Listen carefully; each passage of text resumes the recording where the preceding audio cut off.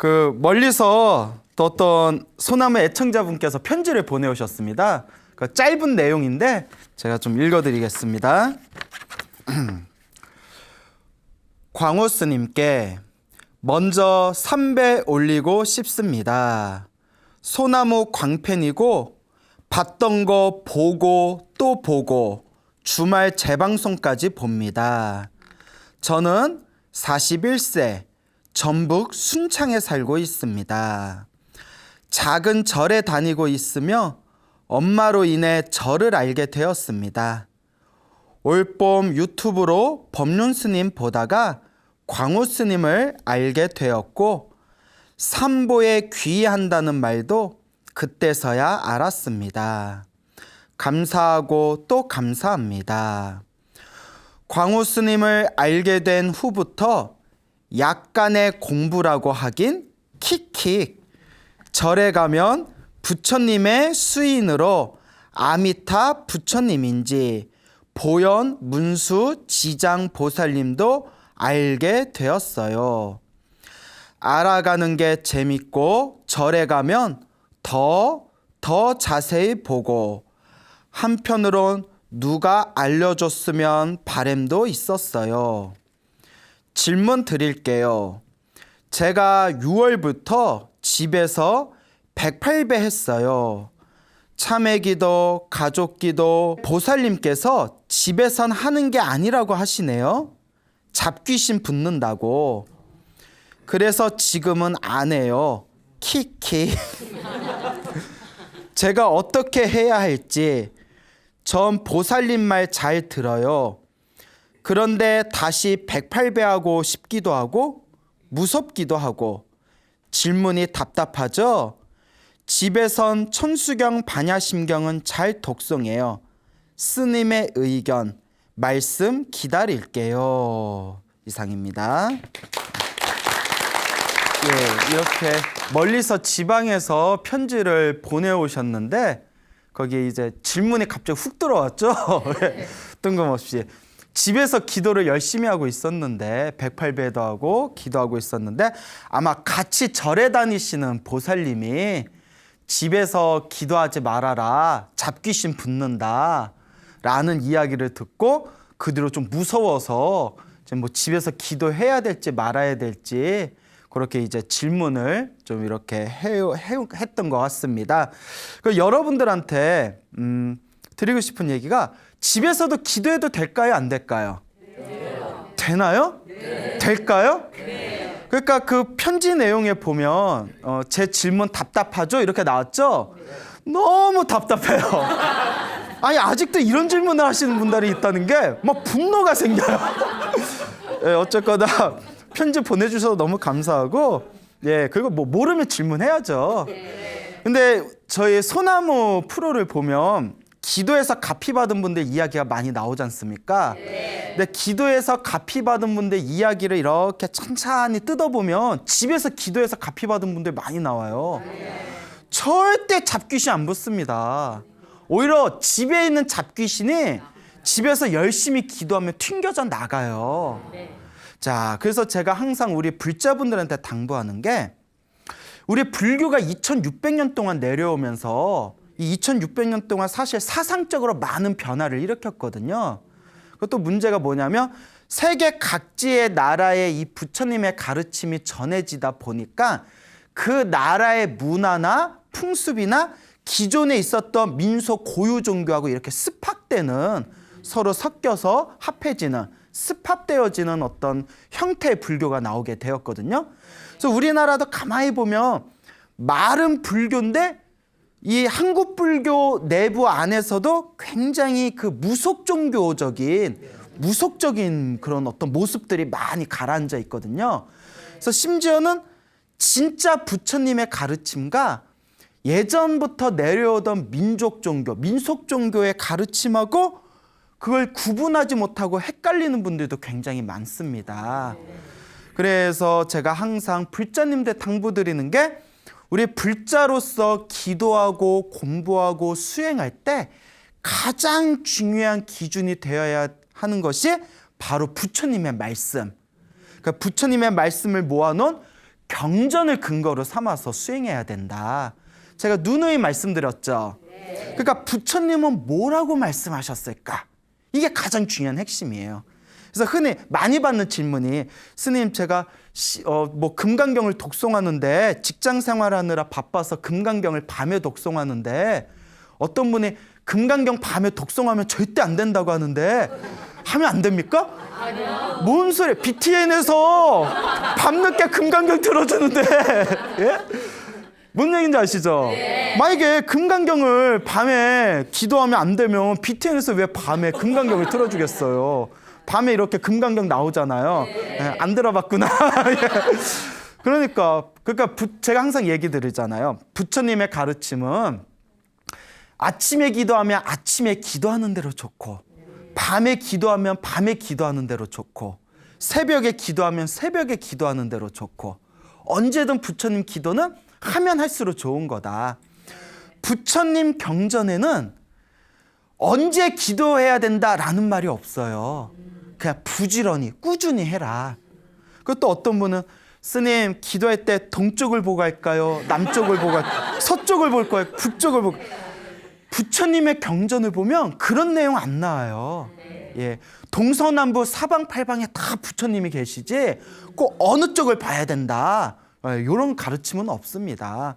동쪽에는 동쪽에 부처님이 계시고 서쪽에는 서쪽에 부처님이 계시고 그냥 하면 돼요. 그렇죠. 그러니까 우리가 부처님의 가르침을 이렇게 공부하다 보면 의외로 내가 알고 있는 불교적인 어떤 아르마리가 상당히 왜곡된 게 많았구나라는 걸 느끼게 돼요.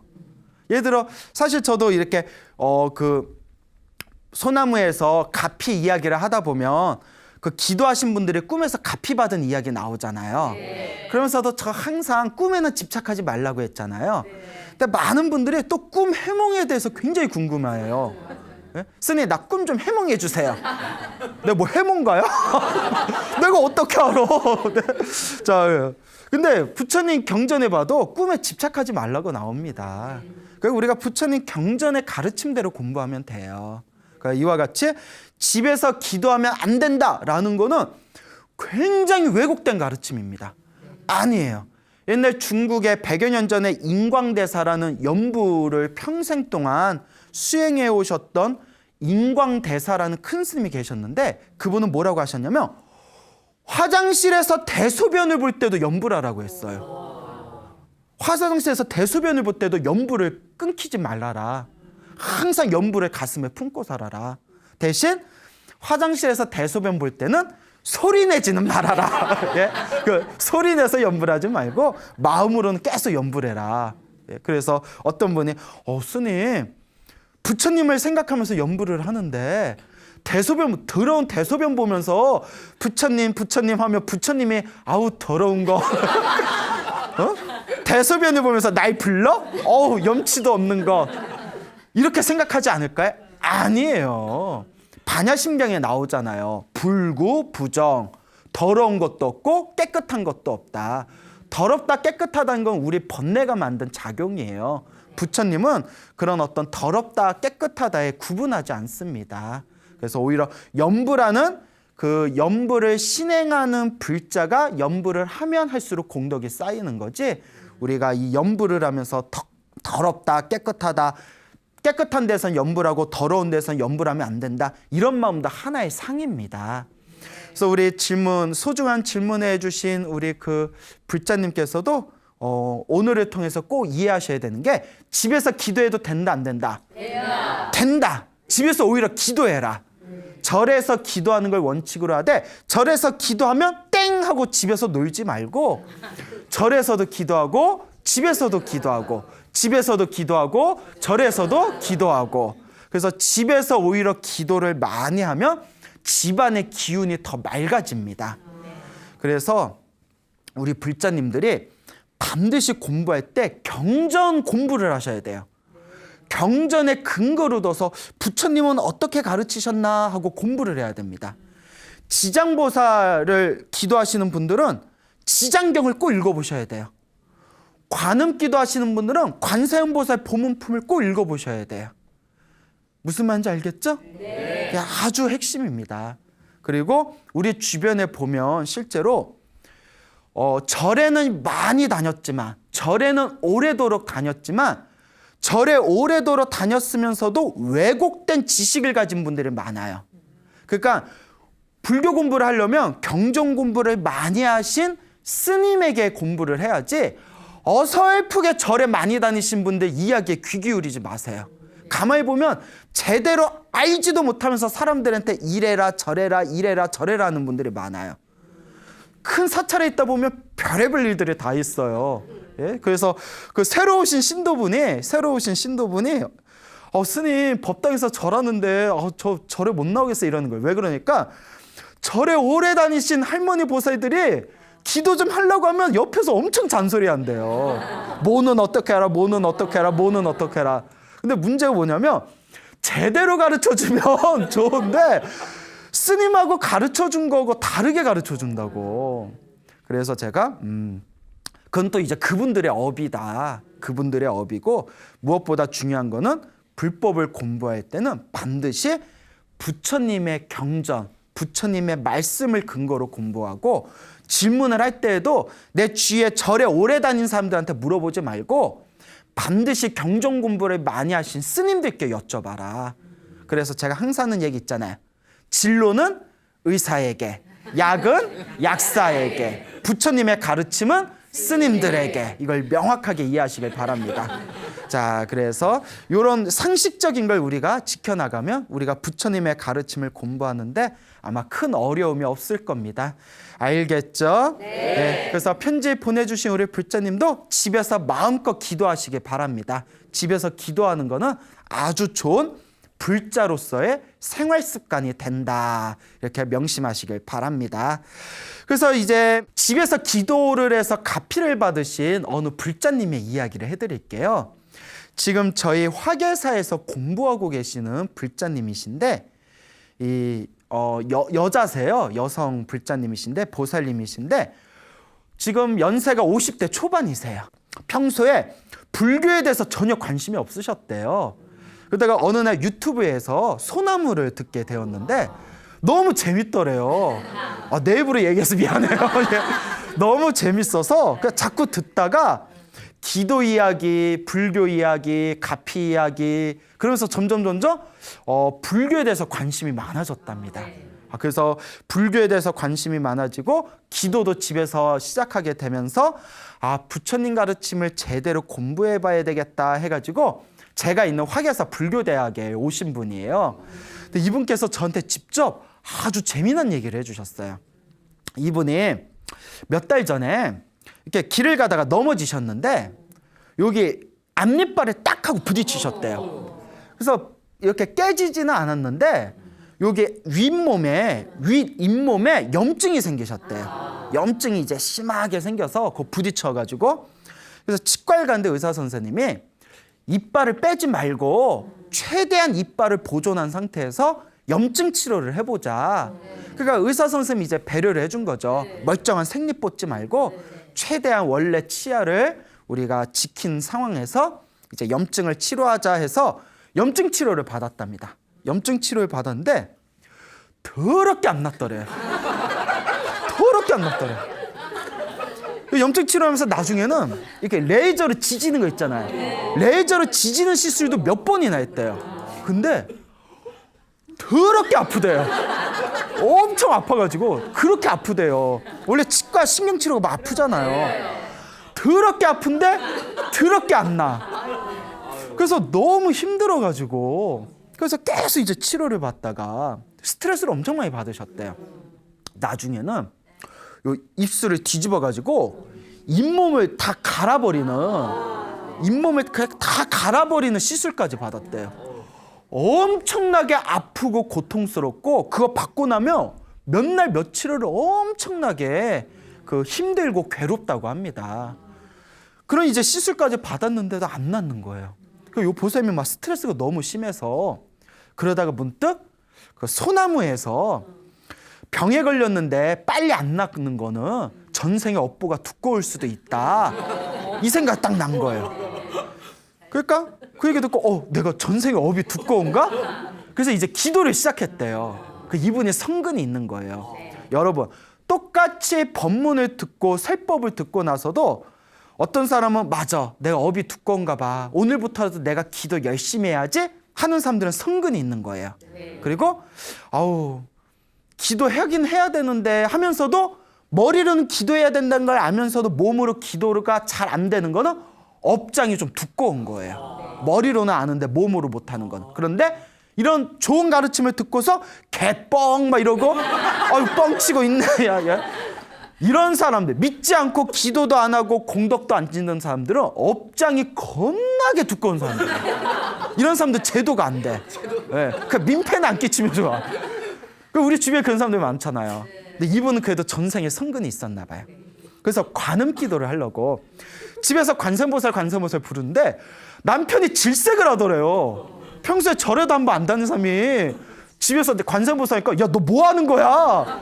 그래서 어떡하지 하다가 생각난 게 소나무를 방송을 열심히 보셨나 봐요. 제가 소나무 방송에서 가끔씩 기도하기가 너무 싫을 때에는 연불 테이프를 틀어놓고 듣는 것만으로도 기도 공덕이 쌓인다. 이런 이야기를 몇 번 했거든요. 기억나세요? 네, 진짜요? 예. 그러니까 이분이 그게 딱 생각이 나서 그 휴대폰에다 그 관세음보살 연불 정근을 틀어놓고 그 이어폰을 딱 꽂아놓고 그걸 계속 들었대요. 시간 날 때마다 계속 들었는데 그 치료를 받으면서 그걸 계속 듣다 보니까 그걸 들으면서 그게 귀에 자꾸 있다 보니까 나중에는 일상생활에서도 자기도 모르게 이렇게 관세음보살이 나오더래요. 그게 이제 버릇이 되니까. 그러니까 예전에는 이렇게 마음에 안 들고 못된 사람들 보면 저 인간 왜 그래? 별꼴이야 이랬는데 이제는 그게 관세음보살이 이제 습관이 돼서 그 마음에 안 들거나 못된 사람을 딱 만나면 아이고 관세음보살 그런 마음이 이제 절로 나올 정도로 그렇게 이제 계속 이어폰으로 연불을 계속 들었대요. 집에서도 계속 연불을 들었는데 나중에 이제 그 기도를 하고 있는 와중에서도 치료를 받았을 거 아니에요? 의사가 이러더래요. 그냥 임플란트 합시다. 그 염증 치료를 포기한 거예요. 너무 안 낫더래요. 의사 선생님은 막 당황하고 막 너무 그 의사 선생님 막 미안할 거 아니에요. 그냥 싸게 해드릴 테니까 싸게 해드릴게. 임플란트 합시다. 그러니까 여기 보살님도 괜히 치과를 바꿀 걸 그랬나 막 이런 좀 원망하는 마음도 생기더래요. 치과를 바꿀 걸 그랬나 이런 생각 들다가 임플란트를 하기로 했는데 잇몸에 염증이 심하다 보니까 뼈가 단단하지 못해서 뼈 이식 시술까지 다 받았대. 그 뼈 이식 수술하는 게 시술이 있다면서요. 임플란트 하기 전에. 그것까지 이제 다 받고 임플란트 하기로 이제 날짜까지 다 정했어요. 그리고 계속 기도를 열심히 했대요. 관세음보살을 계속 귀로 들으면서. 그리고 어느 날이었어요. 수술 받기 전에, 임플란트 하기 전에 자, 꿈을 꿨어요. 꿈에 집착하면 돼요, 안 돼요? 근데 또 꿈을 꿔버렸어요. 꿈에서 너무 신기한 거예요, 그분이. 꿈에서 여기가 간질간질 거리더래, 잇몸이. 간질간질 걸어서 뭐지? 계속 뭐가 막 간질간질 거려서 이렇게 거울에 가서 이렇게 입술을 까가지고 잇몸 간질건데 봤더니 뭐 허연 게 꿈틀꿈틀 거리더래요. 허연 게 꿈틀꿈틀 거려서 뭐가 뽁 하고 나오는데 허연 구더기가 하얀 구더기가 이렇게 잇몸 거기 염증 난데 이렇게 튀어나온 거예요. 깜짝 놀라가지고 그분이 벌레를 싫어한대요. 뭐 누군 벌레 좋아하겠어요? 벌레가 너무 싫어서 소름이 쫙 돋으면서 무서워가지고 잠에서 퍽 깼는데 이게 무슨 꿈인가 했는데 이분이 방송을 열심히 보신 것 같아. 우리가 기도 가피 받기 전에 가피 받을 때 막 몸에서 벌레가 빠져나오는 꿈 이런 얘기 많이 했잖아요. 그래서 혹시 나도? 이런 마음이 들더래요. 그리고 병원에 갔는데 이제 병원에 딱 누워가지고 이제 시술 받을 준비를 하는데 이제 입술이 이렇게 벌릴 거 아니에요? 아직도 기억난대요. 누워가지고 두근거리는 마음으로 이렇게 준비하고 있는데 아직도 귀에서 생생하게 의사 선생님의 첫 마디가 기억나더래요. 뭐라고 하냐면 어라? 이러더라고요. 어라? 어라? 이러는 거예요. 그러더니 염증이 나았어요? 이러더래요. 염증이 나았대요. 예.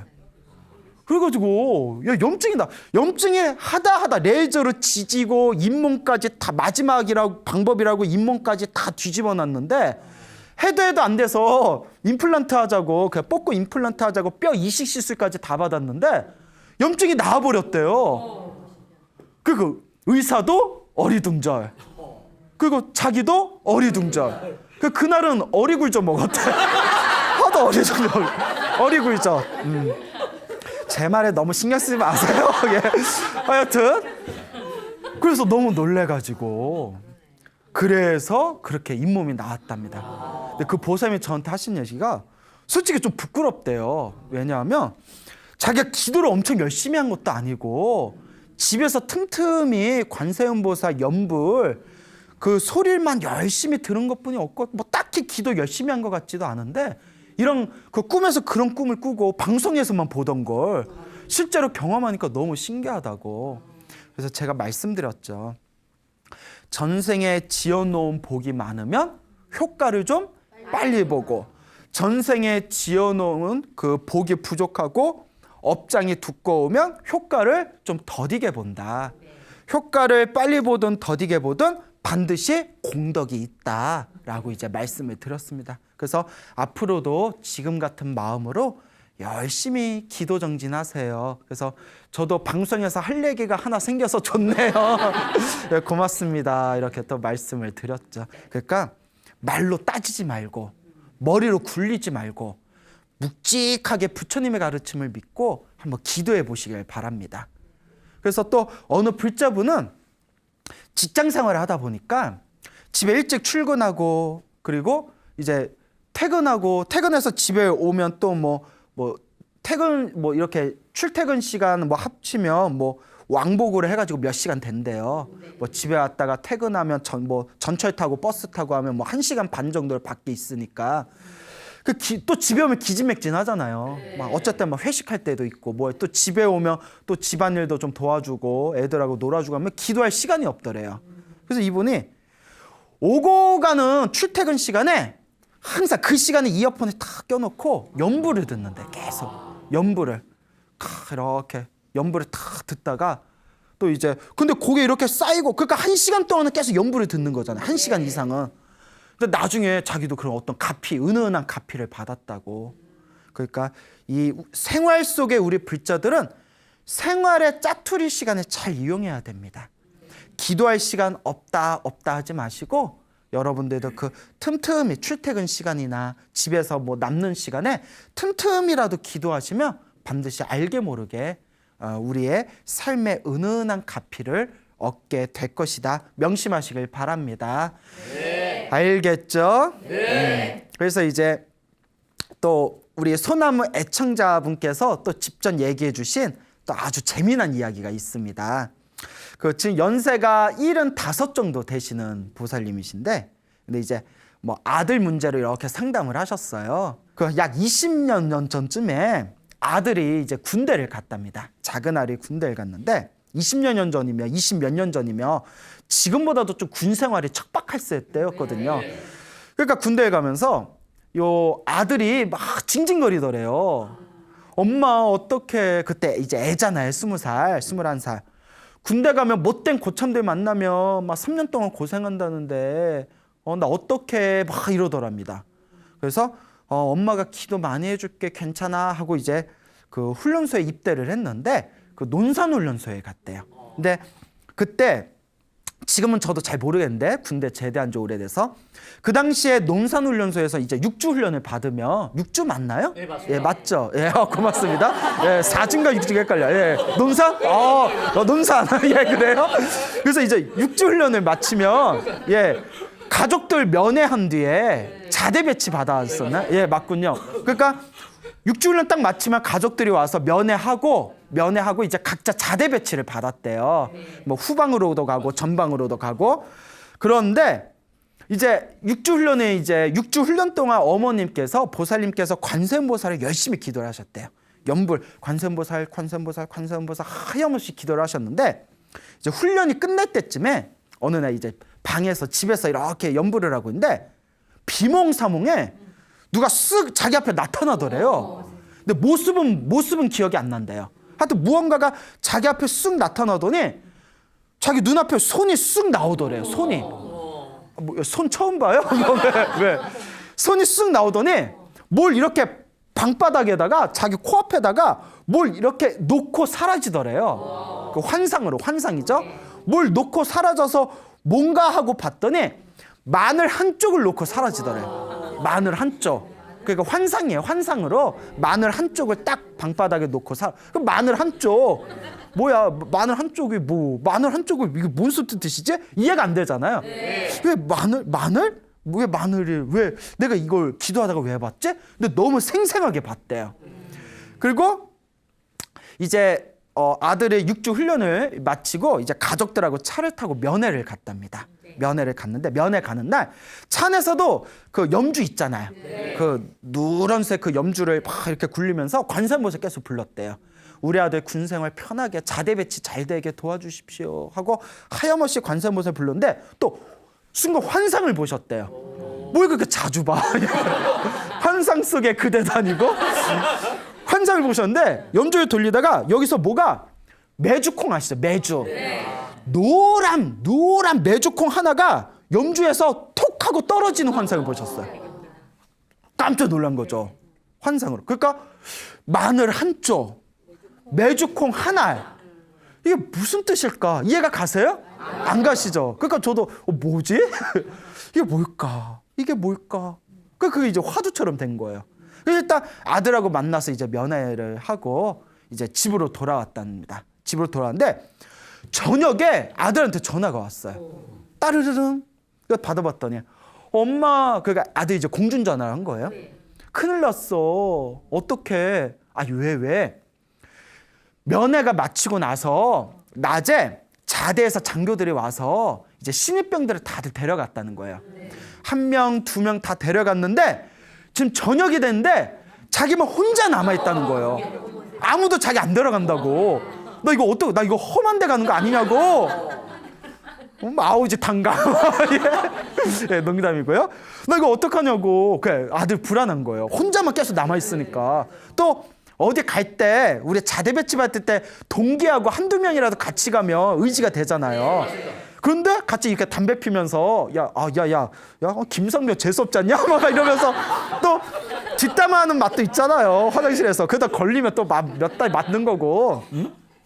근데 내 동기들 다 갔는데 지금 해가 졌는데 아무도 나 안 데려가 이러니까 엄마도 막 불안한 거예요.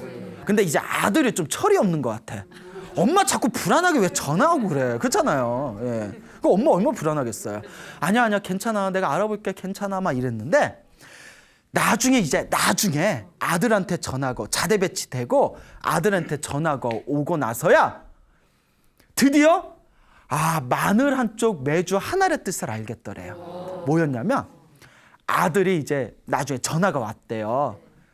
그래서 자대 배치 잘 받았어? 그러니까 우리 자대 배치되면 고참이 야 집에 전화 한번 해라 하고 이렇게 공중전화에 가서 전화 시켜주고 하거든요. 그러니까 이제 엄마 저녁 8시쯤에 그 군용 이렇게 차가 하나 싹 와가지고 장교가 와서 야 너 아무개 누구 너 혼자 남았냐? 따라 이러더래요. 그래서 따라갔는데 가까운데 큰 군병원에 갔대요.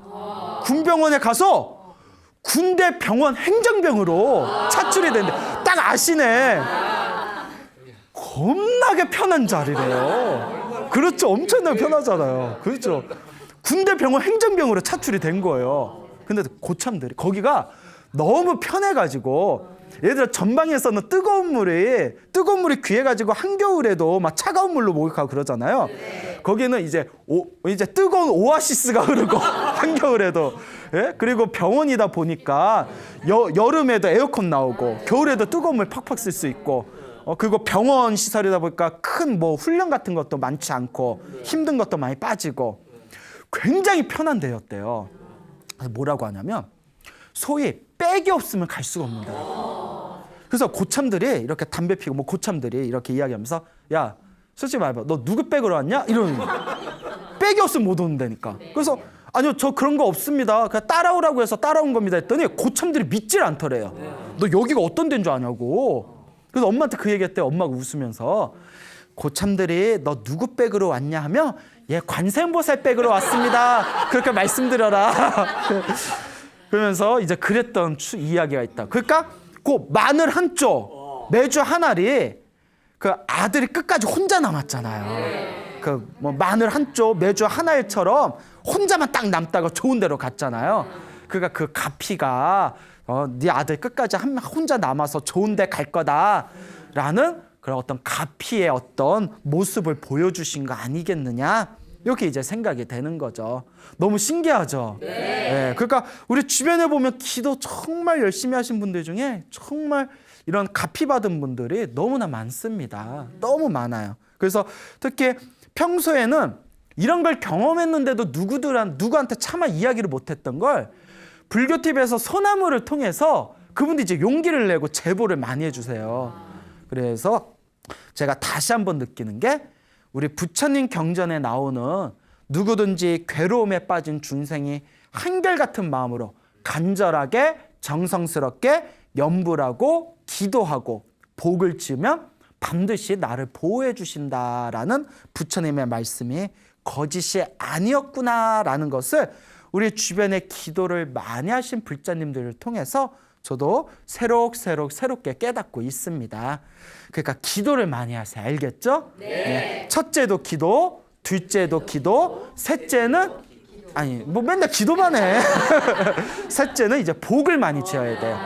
그냥 이기적인 마음으로 나 좀 도와주세요 하고 기도만 하면 안 되고 뭐 불우한 이웃을 돕는다든가 뭐 절에다가 쌀을 뭐 올린다든가 뭐 초를 올린다든가 뭐 절에 가서 설거지를 좀 한다든가 법당 청소를 한다든가 복을 함께 지어야 됩니다. 기도하고 복을 함께 지어야 효과를 빨리 볼 수 있다. 이런 것도 명심하시길 바랍니다. 알겠죠? 네. 또 우리 소나무 애청자이신 불자님께서 또 직접 해주신 얘기입니다.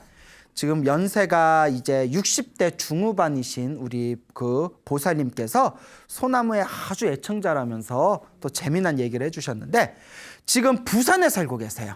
부산에 있는 모 사찰에서 이제 열심히 기도 생활하고 계시다고 하는데 그 굉장히 재미난 얘기를 해주셨어요. 그분 원래 고향이 김천이었답니다. 그 김천 직지사라는 큰 절이 있는데 가보셨어요? 예, 그냥 한번 가봐요. 예. 뭐 안 가봤으면 가보면 되지. 김천에 직지사라고 큰 절이 있는데 자기 고향이 그 직지사 근처였는데 30대였대요. 당신 30대였을 때 그 김천 직지사에 있는 어느 큰 스님에게 그 이렇게 불심이라고 한자로 불심이라는 그 액자를 하나 받았대요. 그래서 액자 표구를 아주 크게 해가지고 그걸 이제 집에다가 자기 자는 방에다 이렇게 걸어놨답니다. 불심 해가지고 그 이제 액자 표구 한 거면 또 이제 무겁잖아요. 그 밑에서 20일 정도를 잤대요. 20일 정도를 이렇게 잤는데 밑에서 한 20여 그 액자를 걸어놓고 20여 일 정도 지났을 때 밤 11시로 기억된대요. 그때 30대였을 때 지금부터 한 30년 전이었겠죠. 그때 이렇게 잠을 자다가 귀에서 뻥 하고 대포 터지는 소리가 들렸대요. 너무나 크게 자다가 깜짝 놀랄 정도로 뻥 하고 대포 터지는 소리가 들려서 화들짝 잠에서 깨서 이거 뭐지 하고 뭐 어디서 뭐 가스가 폭발한 줄 알고 창문을 열고 밖을 이렇게 쳐다봤대요. 밖에서 불 났는 줄 알고. 근데 아무 일도 없더래요. 그래서 왜 뻥 소리가 왜 났지?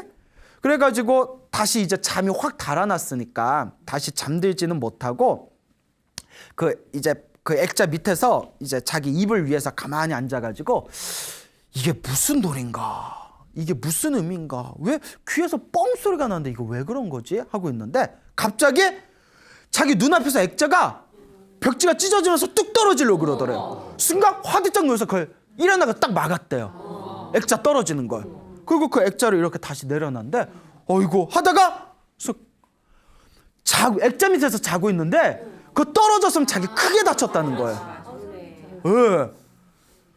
그때 뻥 소리 나가지고 잠에서 깨서 이게 왜 소리가 났지 하고 하다가 액자 떨어진 걸 막은 거예요. 그래서 당신이 지금 생각하면 그게 부처님 가피였는데 그때 그걸 신기하다 가슴에만 품고 그게 어떤 부처님의 값인지 이런 걸 일일이 생각을 못했대요. 그리고 한동안 절을 안 다녔대요. 계속 절에 안 다니고 방황하다가 이제 연세가 드셔서 이제 절에 열심히 다니시는데, 절에 다니면서 그 광우스님 소나무를 이렇게 재밌어서 열심히 보다 보니까 과거에 그때 30년 전에 액자 사건이 떠오르면서 아이고 그게 부처님 값이었구나. 그래서 그때 내가 미리 알았더라면 그때 열심히 내가 절에 다니면서 더 많이 내가 기도 정진했을 텐데 라고 아쉬워하시면서 지금은 우리 소나무 방송 열심히 보시면서 매일매일 기도를 열심히 하고 계신답니다. 그래서 이런 것들 보면 너무 신기하지 않습니까? 네. 그래서 부처님의 값이라는 것이 정말 묘하다. 근데 어떤 분들은 또 그런 얘기예요. 스님, 저도 절에 열심히 다니고 기도 열심히 했는데 막 저는 그 사고 같은 거 안 막아주고 크게 사고 나고 한 적도 있었습니다. 그럼 왜 그런 겁니까? 이렇게 이제 질문하신 분도 있거든요. 그때 항상 드리는 얘기가 있어요. 내가 지은 업은 피한다, 못 피한다? 못 피해요. 그러니까 기도를 열심히 해도 이 업을 피하기가 힘들거든요.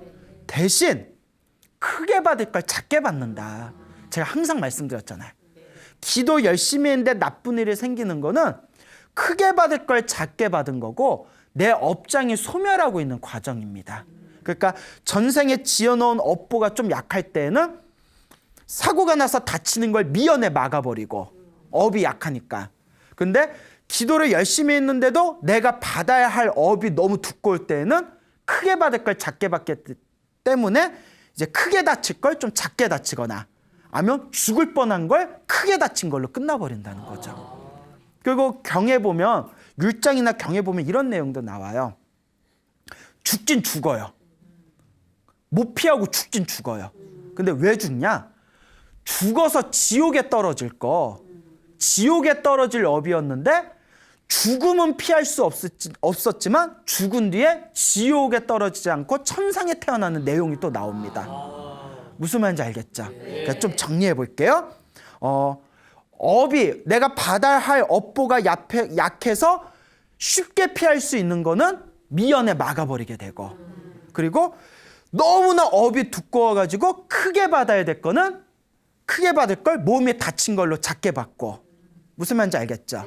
그리고 죽어야 될 업보가 있었을 때는, 죽어야 할 업보가 있었을 때는 크게 다친 걸로 끝나고, 그리고 열심히 기도했는데도 그냥 결국은 죽어버린 거는 죽어서 지옥까지 가야 할 큰 업이었는데 그 지옥까지 가야 할 업보는 소멸되고 천상계에 태어나게 되는 그런 일련의 내용들이 경전 공부를 하다 보면 그런 이렇게 구석구석에 이런 내용들을 발견할 수가 있습니다.